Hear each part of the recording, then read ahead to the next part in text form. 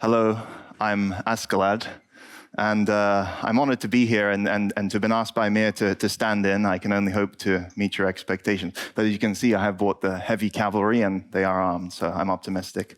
I thought the name of this panel is The End of Empire and the Rise of Parallel Society. And I don't know if some of you have already read the preface, but I think it would be prudent to have it read out to set some context. I think it's quite good. And I'd like to ask Amir, if I could, to read out the preface in your... We stand at the precipice and the end of empire.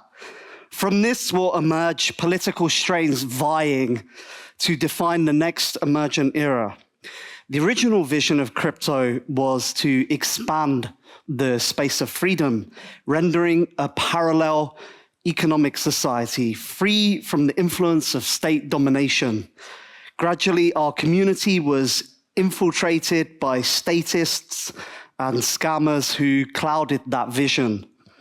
States will react with force by combining the IRS with the CIA, increasingly unmasking their authoritarian tendencies as we raise the stakes. For inevitably, cyber money controlled by markets will transcend fiat money issued by states. The high priority is to step up our game and start moving towards the realization of this eventuality. We must get back on track and formulate a paradigm that will enable us to unlock the original promise still latent within this technology. But still, important questions remain on metaphysics, philosophy, strategy, and tactics. This panel will discuss the core heart of this movement, its vision. Are we at the end of... Oh, wait, that's your notes. Okay. Okay. Thank you very much, Amir. So yes, I think with that, it would be a good place to start would be, well, gentlemen, do you think we are indeed at the end of an empire? And what are your views on that? I guess, well, I mean, the US is certainly doing a few things now that would suggest that it's towards decline, right? And empires do decline. But I think under this notion of like network states or like cyber states, whatever you call them, and you just, in my talk on Friday, I view blockchains as like a new order and the foundations of a new political system. And like if you look at, say, some of these blockchains today and how they're trying to achieve scalability, in some ways you can actually look at it like an empire, right? So not to rag on Ethereum specifically, but like with Ethereum basically pushing everything to layer 2s, you can look at layer 2s as almost like vassal states, but they're actually the worst of both worlds. Not only are they paying tribute to the empire chain for security, but they're also, at least in the current versions, mostly centralized, right? So they're then in the jurisdiction of the former empire. Do you think behavior like that on Ethereum, Jared, is it symptomatic of overall decline in our civilization, do you think? No. I think it might just be a function of scaling, right? Yes. If you look at if you read Sovereign Individual, they largely say that changes are going to result from how force is organized by states and organizations, and it's pretty undeniable that over the past 80, 90 years, there's been a substantial change in how force can be coordinated. Today, you could have a decentralized group of people around the world that have never met in person, organize things without ever coming in contact with each other, and make things happen. They could be a startup where people have never met each other in person and have worked together for 20 years. It could be a military force or a insurgent group that's coordinated in a decentralized fashion. It could be all sorts of things like that. And because that is now possible, I think a new form of social organization is going to become at least possible, possibly dominant, and that would lead to a decline of the existing empires that were structured in a different way. I think regarding this decline, what we can see is the highest polarization, not only in the US but also in Europe, political polarization. So basically, there are a group of people who are not willing to communicate at all, and I think so. This seems like society, will be destroyed, or the current status quo of society will be destroyed probably very soon, but maybe it may take a few years. Another practical experience I have a company, and I'm helping people to leave the system, to overthrow the system. Personally, I helped like hundreds of people to leave the system, but I think that this trend is really it's growing up like around the world. So a lot of people are just leaving the system, canceling their tax residencies. They are basically leaving the parallel society, and it's really growing. Like most people, most of my close friends around me, they have already left the parallel society. So and especially thanks to crypto, which is the best liberation technology, it's quite easy. So I think thanks to cryptocurrencies, a lot of people can really opt out of the system, leave from, for example, crypto loans. It's happening, and it'll be worse or better. It depends. I think I agree with you on the latter point that crypto enables exit, but on the former that political contentiousness is going to lead to this. If you look historically, there's been periods where there was far higher civil unrest, domestic political problems, international political problems than today. In the US, at least, which I know more about the history of, 1970s were undeniably more contentious. You had like 1,000 bombings per year during the Weather Underground stage. You had mass riots in the street. I would say if anything, right now is less politically contentious. Maybe 2020 was an outlier, but today, the 2010s, 2000s, 1990s were very, very sedate in comparison to what the 70s, the 40s, the 30s, most of the 1800s, periods like that have been. So we're actually maybe at a small increase in how that level of contentiousness is versus a couple of years ago, but not really an outlier. And the states did not fall from that. Like states did not fall in the 20th century from this level of domestic unhappiness. You're right, but basically, in the past, you could see like pretty aggressive tries of revolution or aggressive revolution. But what is happening in these days, I would call it like a silent revolution. Like exit. Yeah. Exit. And so basically, it's not so visible like it was visible like 30, 40 years ago. So we've talked about some catalysts potentially, and you've highlighted some weak points in our current society.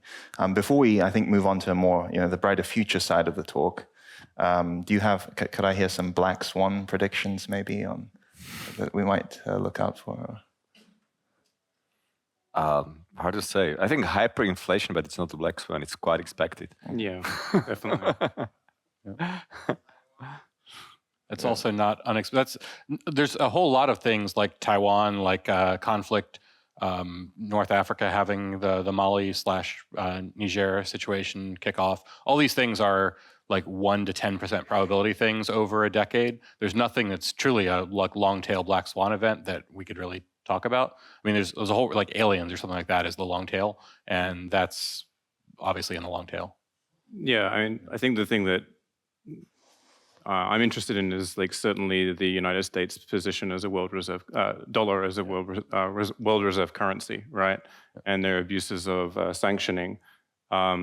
At the moment, there's not really a good alternative to it, right? But it's creating a gap or a demand, and if that gets filled with something else, then you might see radical shifts of power. Yeah, cryptocurrency itself, the rise of that was, I would say, would be a black swan event from the perspective of the 1990s. Yeah.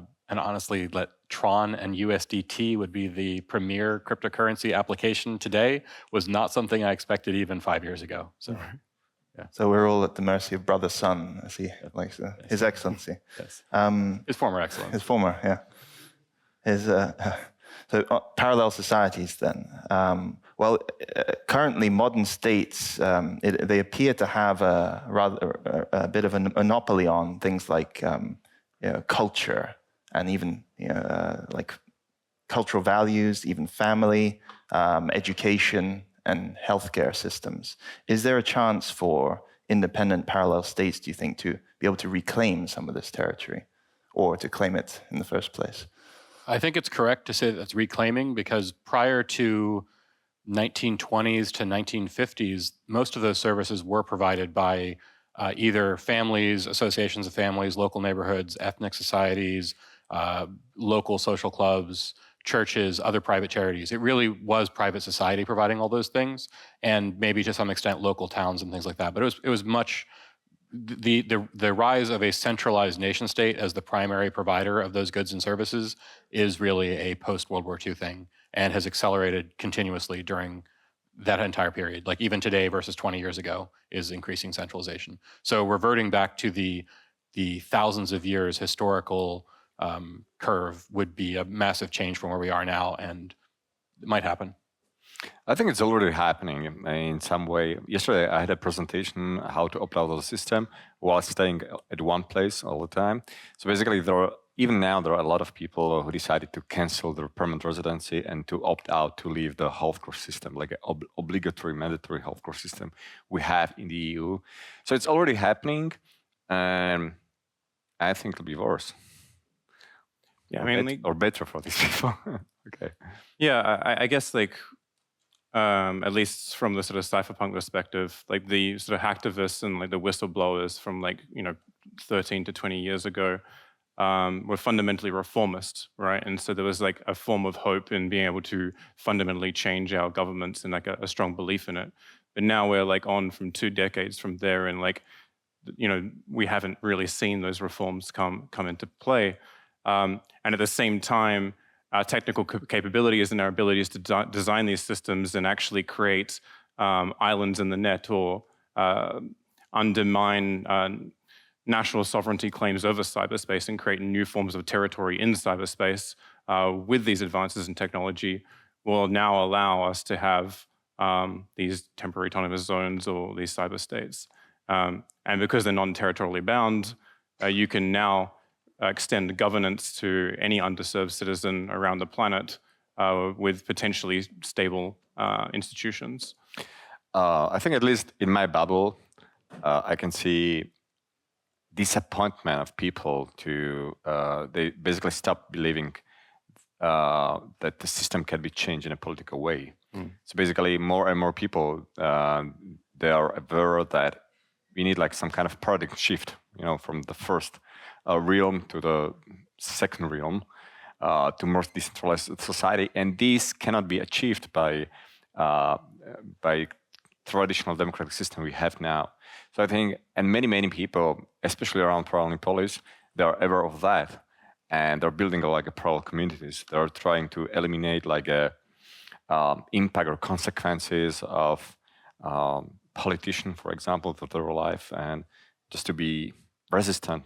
That's also why we have the HCPP topic. These are like a resistance. I think this is a good thread to explore the nature of the parallel state itself. But Mitch yesterday said in his speech, he said, absurdly enough, we need money and food for shelter, and he mentioned soaring costs of rental, general costs of living. Indeed, we all need to eat. So, do you still think? Do you think that we still need land to form a parallel state? I don't think it's a necessary prerequisite, but I mean, there's a physical component to this for sure, because we embody physicality, right? We're all doing it right now, and always are. So I think that has to come into play at some point. But because our rule set, is digital and runs over the wires, so to speak, it's incredibly fluid. But I do think that there's a bit of a spectrum here from like being incredibly fluid to being full-blown secessionist, where you're actively fighting a nation state, and in the middle of somewhere you have like special economic zones where you can actually have a bit more leeway to play with public administration and these rule sets. So and at least in that middle ground, like you're not having to deal with the issue of physical enforcement as much, right? Because you're relying on the host nation. Yeah, I think you don't need a specific physical territory that you have today. It's not like we're going to go fight some war over some mountain region between Armenia and Azerbaijan and devote our entire lives to that or whatever. We need some physical territory in some ways, but it doesn't need to be a large contiguous physical territory.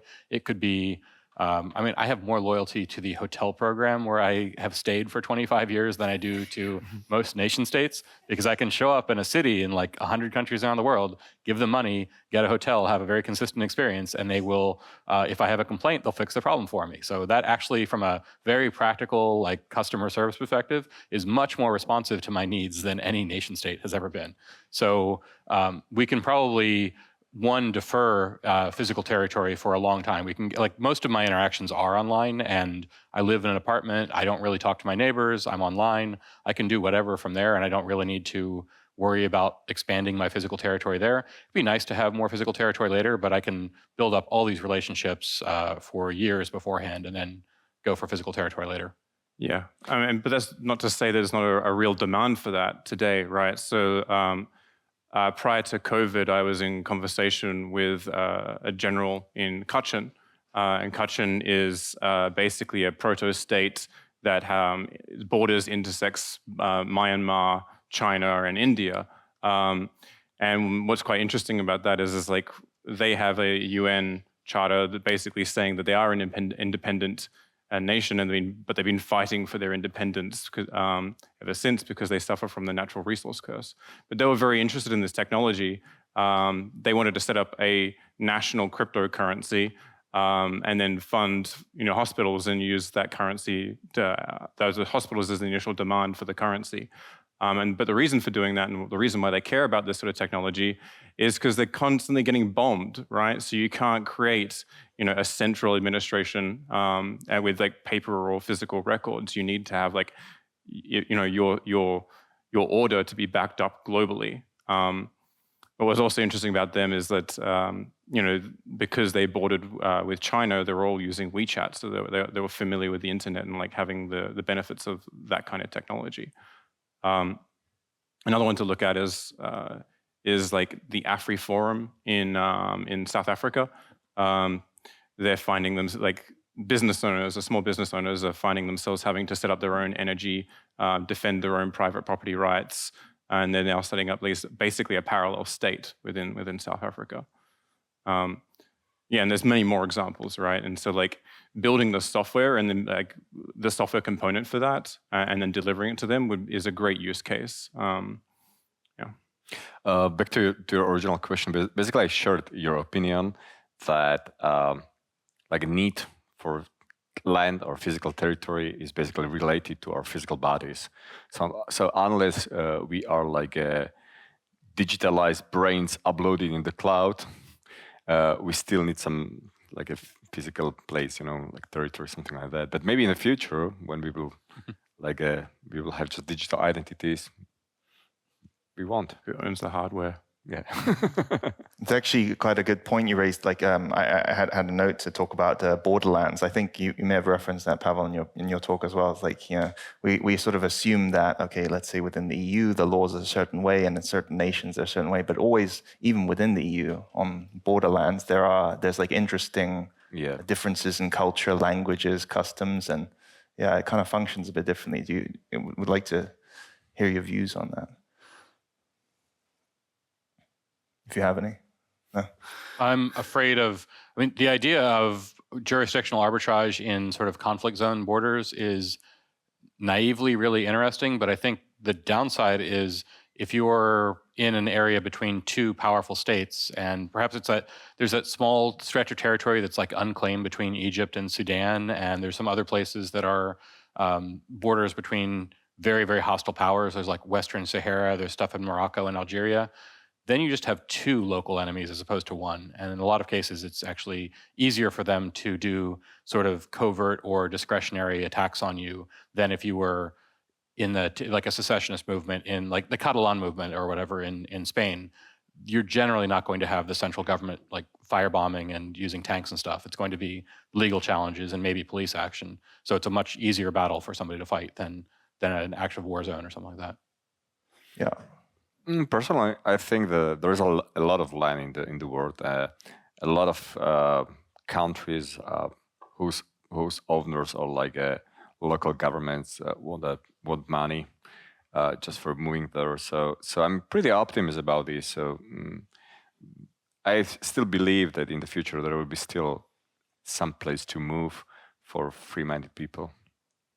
I'm pretty optimistic about this. So I think it seems now we have like more than ever in our time, we have more sort of reasons for people to want to leave. But what reasons will people have to stay and thus give the alternative longevity, whether it be digital, whether it be physical? What are some of the reasons that would entice people to remain in a new parallel state, do you think? For example, they have to pay like an exit tax. Yeah.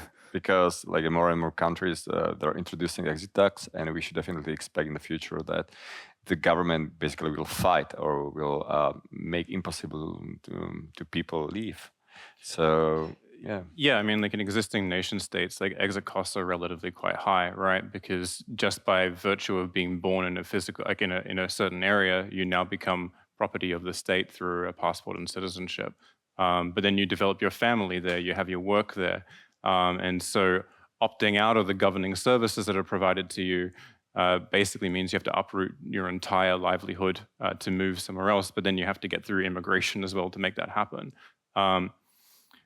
And I think like with these notions of cyber states, like it's almost like that problem is almost inverted, right? Like there's very cheap exit costs, and you have explicit consent whenever you're interacting with them. Which then kind of changes the game, because for that governing services to be useful, they have to be highly competitive because you don't actually need to use them. Yeah, there's even an example of like the US or some other federal system where people can freely move within that system. There's no immigration required. It's merely picking up, moving to a new place. Inertia prevents people from doing it. I think something like 80 or 90% of Americans have not moved out of the state where they were born. And as a result, you end up with people that could objectively increase their income, increase their quality of life, whatever metric they want to optimize for by moving, and they still don't because of the inertia of moving, the social networks, capital requirements to move, things like that. So I think we've seen that states or places where people live are very sticky. Probably the remote work thing that's really happened since 2020 and become a very widespread thing, at least for certain classes of workers, has probably done more for being able to move than anything else that's happened to date. Like you can work, it's very, very common for people to work for companies that are in other provinces or states or potentially in foreign countries for a very long period of time. And that removes one of the strongest ties to a given physical area. And maybe I would say that there is like a correlation between like an exit cost and oppression. So it means like when the government knows that the exit costs are pretty high, they usually can allow like a more oppression. You should know that. So that's why we should try to decrease these exit costs, because it means like the governments, the countries are more competitive, and it's quite easy to move to another country. There is like a less incentive for the country to be oppressive. Yeah, Singapore, as a foreign worker, is a default. You're kicked out because you have a temporary visa. And as a result, they have to be incredibly competitive to keep people staying there and paying fees to remain there and work there. And it is a pretty decent place to work. So, yeah, I think these are all very good points. Forgive me, my question was more, what incentives can a new state give for people to remain once they've left the old one? But I think these were really relevant, actually. I think there's some people who live in what they would personally view and what I would probably view from my perspective as horrible places today. And many of those people would be incredibly happy. They're willing to take the risk of like going through jungles and everything else to get to where they're going, even if that place is not particularly welcoming to them. So once they get there, they're certainly going to not go back to where they came from. It might be that they get to a place that's okay, and they might find some place that's better that they would want to go to. But there's a lot of cases where it would be enough of a one-way improvement for people to move to a place that they're not likely to flow back the other direction. I think the same inertia, the building up community ties, everything else that keeps people in existing states today would work for new states. And just being objectively, competitively maximizing of what people want, of the people that have moved someplace, will keep people there.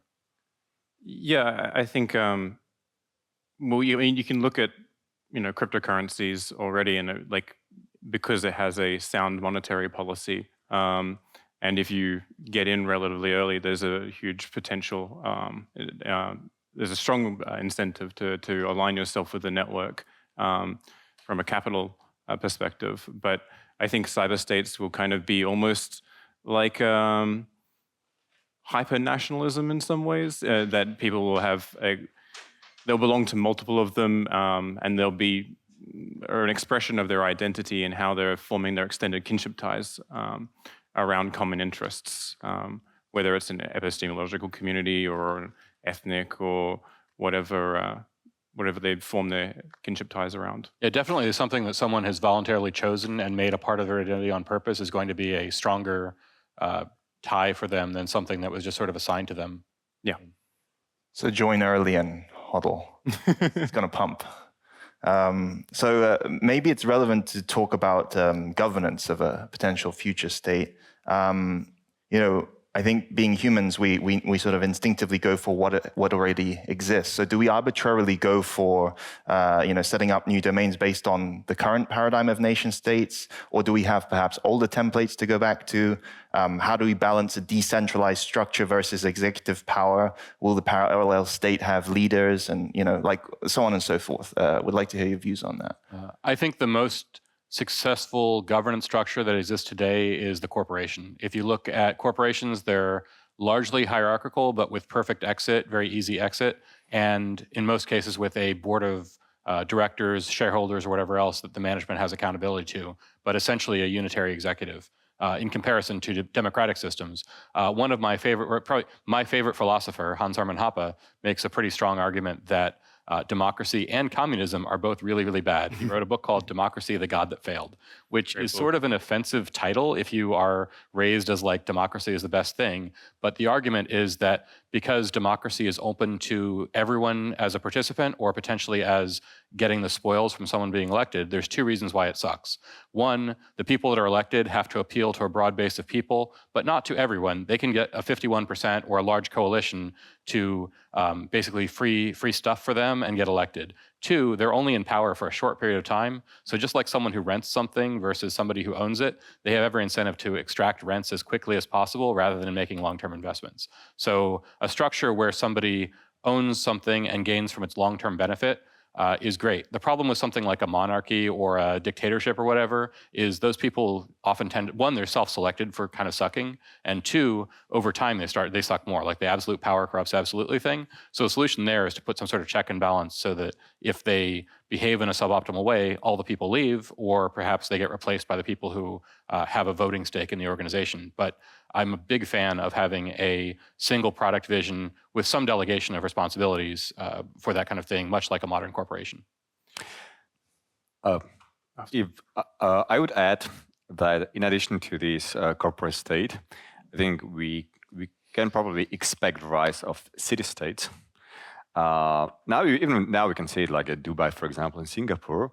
And I would like to quote another a sentence from Hans Hermann Hoppe. Europe would be much better place as like a 10,000 Liechtensteinsk than just like a few monopolistic countries. Yeah, the modern nation state at the size it exists in sovereign individual because it's not that it's the most efficient structure, it's that it can put the biggest army on the battlefield. So by being a very large state, ultimately 50% of the world or whatever else under the control of a large empire controlled by largely one country, they can put the largest force in the field and they'll defeat any other adversary. However, there's a diminishing returns to liberty, to productivity, everything else from having one huge state like that.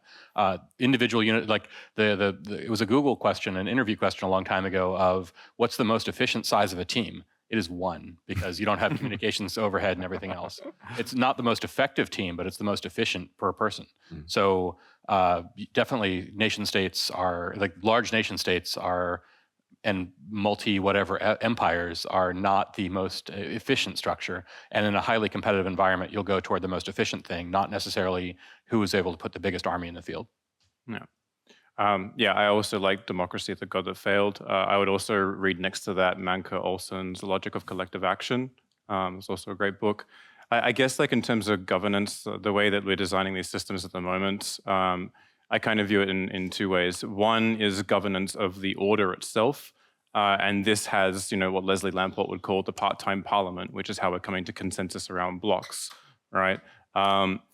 And at the same time, like we've made the strongest case for popular sovereignty, right? Like anyone, there's like high degree of social mobility into the bureaucratic elite class, which is like the miners or the validators of those securing the network. Anyone who wants to run a node or stake can, and they can move out. And so for me, like I would like to see that order almost as pure and as blind as possible, like as politically neutral as possible, by making everything entirely private on that side. But then there's another side, which I think historically we've had like law and order kind of bound together with this notion of state, and we split these things up now. So like you can have this order, but now you can have like a plurality of institutions. And what I would like to see is like almost like a Darwinian evolution or hyper-competitive around these different governing structures and experimentations. Of course, we'll probably end up seeing very similar models come up that we've already come up with just because we're humans and like we've already evolved them, but we're going to re-evolve them. I think this is a very, very good point on political neutrality or maybe common ground within an order.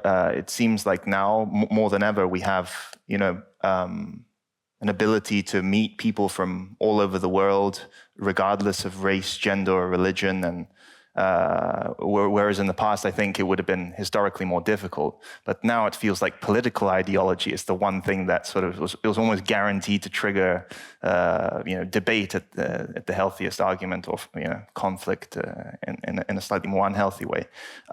So how do we manage that in a future nation state? How can we get people from different political ideologies? What are some of the steps? I mean, you've touched on it yesterday with your talk, but what are some of the steps, guys, that we could take to try to mitigate the problems that we have now with this hyperpolarization of political views? I think commerce is one of the things that allows people who even completely hate each other to get along. I think it is probably not sustainable or viable to have people who completely hate each other living in the same house, living in the same neighborhood, things like that, as routine contact and sharing a lot of resources on a specific, like on an amorphous kind of basis. But I have no problem buying products from people whose politics I completely hate, because their product is a good product, and I'm giving them money and I'm getting a service or a product, and it doesn't really, I don't have much interaction beyond this like tightly defined API of money for goods. And the more interactions can be done through sort of arm's length things where both parties are in a position of happiness and strength on their own, and they can interoperate that way, I think things work pretty well. Okay. According to my personal experience, I stopped believing in nation state maybe 20 years ago. Like 20 years ago, I realized like a nation state is obsolete. But at the same time, in these days, for example, in Slovakia or Czech Republic, you can still see like really strong nationalistic tendencies, strong like a Nazi or like nationalistic parties. So the thing, the one important thing, what everybody should be aware of is that we really cannot change this system politically. But there is still something to do. And I strongly believe that, for example, in my situation, it meant like 10 years ago that we decided to create a parallel police. because we realized that most people didn't want, don't want, and will not want like a freedom or a lot of freedom. So basically, one important thing to realize is that we are still a minority of people. And so basically, it doesn't make sense to be involved or to interact with this majority political system. So what is my personal strategy is just to build parallel society of similar or same-minded people around the world and do business only with this kind of people, for example, or interact with these kind of people and be in this kind of society. Locally, it can be just only few people, but globally, there are like millions of such people. So my strategy is just not to be global, but try to focus on my tribe. That's what I can recommend you. Just find your tribe, because tribe is the most natural a social system, I think, and follow your tribe. I think we're definitely in the early stages of a lot of this technology letting stuff happen. One of the best startup people in the world, Paul Graham, has this quote, "Do things that don't scale." So I think it's a good idea for us to build experimental societies like this, like I was part of some seasetting projects, things like that, that are perhaps they wouldn't work as a large-scale system for thousands of people or thousands of them existing in the world or whatever else. But if someone has the resources or there's some company that has the resources or whatever else to do experimental stuff where perhaps some stuff is subsidized, perhaps it's just not a scalable thing, lots of personal involvement from people. There's a lot of very charismatic individuals, like basically people that would be cult leaders who are able to attract a large number of people to move to some area in the middle of nowhere for no reason other than like a cult of personality. So applying that to new systems like this. In the 1800s in the US, we had a whole like religious revival of people moving to like upstate New York and creating these like communes that were built around like making furniture and silverware and stuff like that, and weird stuff like that. That was just sort of from completely idiosyncratic reasons that they did it. And they built these up. Some of them failed horribly, like the Shakers that believed that having sex was horrible. So they died out like pretty quickly. Other organizations that like Oneida that created furniture and like silverware still exist to this day as corporations. So I think we're at the stage where we can try lots of different things in different contexts and just see what works and then double down on the stuff that does work. Yeah, I guess where I've been trying to see how to solve this kind of problem is looking where that problem is, right? And for me, that's like the United Nations. And because they're dealing with basically multiple forms of civilizations that have very rich, long historical cultures, and yet they still have to come together to coordinate in some way. And so like, I think part of the answer is in developing out a sort of political theory that's or political philosophy that's an alternative to liberalism. Because there's civilizations that find that incompatible with their own, or maybe the governments find that incompatible. It's unclear whether that is a representation of the people. But it's kind of an unsolved problem at this level as well. So like there's a lot of talk of a concept called multi-level constitutionalism, and it's a mess. Like it's kind of nonsensical. And so I don't think they've even figured it out, is what I'm basically getting to. I guess like one of the more sort of utopian visions that this technology can enable is like you might have very different people, very different cultures occupying the same physical space, like within a city, yet operating under completely different rules, right? And then you might have some kind of glue code or glue smart contracts that allows you to reconcile differences between these rule sets that these micro societies are living under. I think the goal is like a diverse society, because I wrote an article a few months ago about that. Basically, we are living in a really homogeneous society. I mean, political system is really homogeneous, like in most countries, and this is the problem because we are so different people that homogeneous. There's also the reason why we have polarization, like so strong polarization, because we are just too heterogeneous to live or to be able to live in one homogeneous political system. So I think the future is like a diverse system, diversity on any society level. So basically, I have no idea how the future system will look, but I can tell you, like, the best for humanity will be if like a total diversity of these systems. Yeah, I mean, I think the optionality for like enabling that kind of diversity is certainly useful to have, because then you allow for more fluid social dynamics. But I'm not entirely convinced that is the future, right? Like, I mean, you could also view it in terms of like the diversity of cultures, but you still might have very large cultures or very large social groups. But then there's also sort of power dynamics that come into play there, right? Like you might have one population that is much larger and then steamrolls another population. I want to touch briefly on network states, and then quickly on tools, and then perhaps we have time for audience questions. I think there's some very qualified minds in the audience today. So yeah, we have the sovereign individual, of course, that's been around for a while, and it's kind of experiencing resurgence. But now we also have the network state. In your opinion, what is a network state? Is it more than a meme? Can you give some color to? So yeah, I mean, I guess you're asking about it in terms of like Balaji's popular conception of the network state, right? Correct. Yes. Okay. So firstly, like the idea is older than that. It's like sort of 90s. You had like the idea of a cyber state or the virtual state by Jerry Everard. You had Bruce Sterling's Islands in the Net or Hackam Bay's temporary autonomous zones, right? So this is like these cypherpunk ideas, right?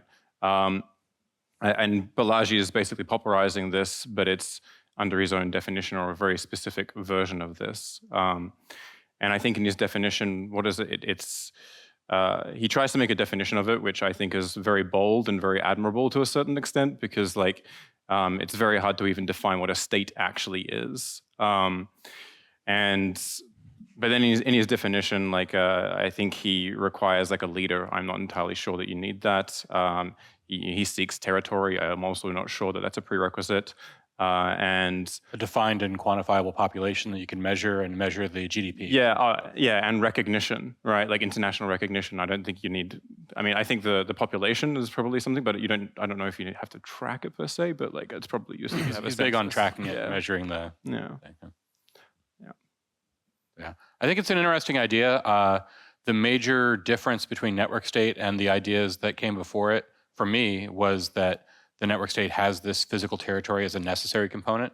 I've been much more used to the cyberpunk model of I would be fairly happy to live in a middle-class American suburb lifestyle, have my physical life be as boring as possible, and then have all of my exciting stuff happen in a cypherspace world that is completely disconnected from my physical location and physical identity. And that was the sort of the operating model in the 1990s that a lot of cypherpunks people had, is that the state is always going to have so much violence power that you won't be able to do things like build a cryptocurrency or whatever else if they can identify who you are. And so we need to build these tools that are so effective at breaking the link between your physical identity and your online identity that you can do complete freedom online regardless of your local territory. You might want to live in a local territory where you can paint your house in the color you want to do it, unlike what your local HOA says, but I'm probably not going to go to war with my local HOA, like actual war with my HOA over like painting the color of my house, if I can have $10 trillion online and do everything else that I want to do online. So it's really a question of like flexibility there. This idea of having a community and having physical territory that you can go to. I think the innovation with network state also is that territory doesn't necessarily need to be physically contiguous. It could be like essentially clubhouses in lots of cities where people can travel and visit. And you sort of already have that with people. Like if you're a Google employee, you can go to the Google office in Zurich, you can go to the Google office in Mountain View, have a desk, have food, all this stuff works. You just use your badge, you check in. It's pretty much like what a network state would be. It just happens to be run by a corporation that has branches in all these places. So we sort of have an existence proof that this is possible. It's just not done as a large-scale, nonprofit political thing. It's done as a commercial entity right now. Yeah. What I think is network states may lead to society diversity, and it's good. What I don't like personally about network states is the word state. The what state? What I personally don't like about the network states is the word state. The word state, yes. No, it's interesting what you were mentioning, Pavel, earlier about many Liechtensteins and how natural it is to be tribal. There's an interesting novel, actually, you might be interested. It's called The Coming Race by an author called Edward Bulwer-Lytton, and it was written in the 19th century. He was actually a famous novelist back then. Why it's interesting is because I believe that's the origin, or one of the origins of the hollow earth theory. I'm not going to go into spoilers too much, but basically it outlines the plot of a man who falls down a mine shaft and discovers a race of people living inside the earth. And they live in tribes and not big countries, and they coexist peacefully because they have mastered the power of vril, like universal energy. And it's such that even a child has mastery of that power that they could, create a atomic detonation. So they all coexist in peace and harmony and mutual understanding. So I guess the monopoly of violence would be shared there. Yeah, if you read Peace War, the Werner Vinge novel has the same thing, where people have the ability, they have nuclear weapons, and they have these bobble things where they can essentially freeze time around them. So the idea of people having like mutually assured destruction level weapons it does create, like, armed society is a polite society. Incredibly well armed society should be incredibly polite. And hopefully educated too. So I think this is a good segue into. Well, can I just comment on the state word? Yes. Like, because I used to be very adverse to the term state, because I had this notion of like a Weberian monopoly on violence conception of it, right? But there's a couple other translations that are also a bit longer than the pop culture version of it. And he was explicitly talking about like modern states and not precursors to the modern nation state, is one caveat to it. And the other one is a bit more subtle, where he wasn't actually talking about the monopoly on violence per se, but rather the monopoly on the ability to have judicial authority over the use of violence, right? So you could actually have multiple people committing violence, but they would have the say on who was the correct person employing that violence. And so it's a little bit more. And then the other part of that, I have an essay where I go through a whole bunch of different state definitions. But I'll paraphrase. I forget there's a UN general that was part of drafting a charter that was trying to define the state. And he'd been working as an international lawyer for 50 years. And he said, I'm paraphrasing, that I'll be convinced that I will still not know what a state is by the time I die, right? So the term itself isn't actually that useful at the end of the day, because there's not really a descriptor that you can apply to that only means that, they definitively define. It's a term for lack of a better term. Yeah, exactly. Yeah. Maybe I would add that despite the fact that I'm not like a big fan of states, I still believe that any state can be sufficiently good if it has like a huge competition. Yeah. And in case of network states, I believe there will be like a huge competition. So basically, and quite easy to leave one state and be part of another state. So in this situation, I think any states can be significantly better. Yeah. So we're running a little bit short of time, but very briefly on tools then. We have interesting new sets of tools in the last few years. What are some of the tools that could be used in a new state, for lack of a better term, and how could they be used responsibly? I would say cryptocurrency for money and systems that are like authentication systems and identity systems and identity in general that is decoupled from nation states that can exist on its own form. I guess I'll dare to shill a little bit, but I've started a new project called Logos, which aims to be a privacy-focused decentralized technology stack, covering a multi-chain network that's entirely blinded on the network level and on the transactional level, and the level of who secures it, decentralized file storage, and also private peer-to-peer messaging. And with these, the kind of idea there is to challenge national sovereignty over cyberspace as an experiment. And if we can, then that becomes the infrastructure for whatever we want to use the term for, network states or cyber states or whatever.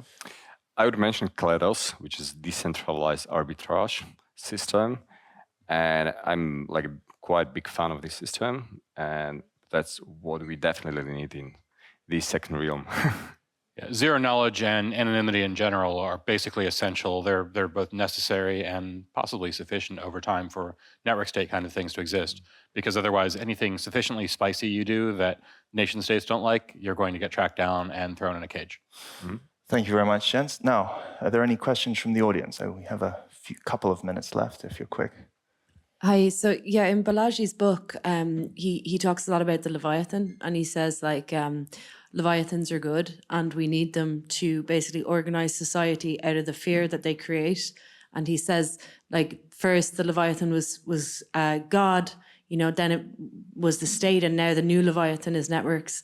This is like one of the reasons why I'm a bit cautious about Balaji's take on the network state. But I'm curious if you have any thoughts. Are we creating a new Leviathan? And what are your thoughts on that? I know this. Personally, I share your concern. And yeah, I don't like it. We've got 2 already, so what's one more? I guess like I've been looking at crypto through the lens of Bertrand de Jouvenel lately, particularly his book on power, and that's what my talk was on Friday. And he basically views power as like an egregore, or the power process, something like how Ted Kaczynski would view the technological process, right? In his, I won't go into the whole thing. You can watch the recording of it if you didn't catch it. But this center of power, once it starts to become institutionalized, starts making these appeals to the periphery, to the people. And he believes that over time, it's been shrouding or camouflaging itself and diffusing its essence of its authority, essentially. So yeah, you can see this in the rollout of democracy, for example. It becomes unclear like where the actual authority lies. And now in crypto, we're talking about like self-sovereignty and disintermediation, but like in reality, there is a dependency on the authority or of the crypto order. Yeah, I think we are, but it's probably more fair and more just. We have time for one more question. A quick one. Speaking of Balaji's, when 1 million BTC? When are we going to hit $1 million for one Bitcoin? I don't really care about the financial side of crypto. Just a fun prediction. No. Soon. Within the month. This month. Well, he lost a bet, but we'll see. Well, gentlemen, thank you very much. Thank you. For your input. Audience, thank you.